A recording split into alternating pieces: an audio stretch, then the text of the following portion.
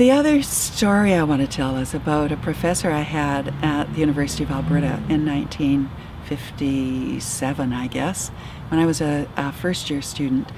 And I decided that I would take home economics. And home economics is basically a degree in chemistry and biochemistry. So I had to take organic chemistry, and I'd hated chemistry, just hated it in high school.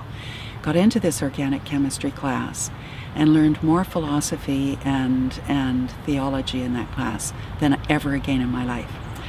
Dr. Sandine was a brilliant teacher with a wonderful sense of humor. He would come into a packed amphitheater, 150 students, and he had a white brush cut, and he'd sort of rub his head like this. He'd say, well, and then he'd write on the blackboard a quotation, something from Linus Pauling, who was one of his heroes, or something from E.E. Cummings, and then he'd look at it and he'd say, oh, that's kind of corny, isn't it? That kind of talking about being of service to others or saving the planet. But you know, I kind of try to live by that.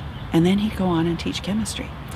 But in doing so, he had a chart with all the names of the students in their seats. And this was one of the only courses I took with assigned seats. And he'd look over this chart and he'd say, Raymond Louis, where are you? Oh yes, Raymond. Are you related to? And then he would talk about the Louis family, who were Chinese farmers that he'd known in southern Alberta. And he said, salt of the land. Raymond, tell me about the Kekulé structure of benzene. And because he did that again and again, we each thought, sometime he's going to ask me. I want him to ask me a question. I'm terrified I won't know the answer.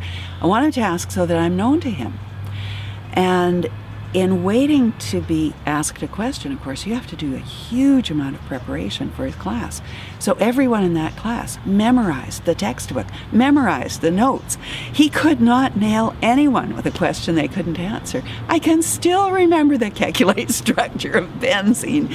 You know, it's amazing. And he inspired me to treat every encounter as a kind of a spiritual encounter, an encounter between the God in me and the God in you, and not just teaching the topic at hand.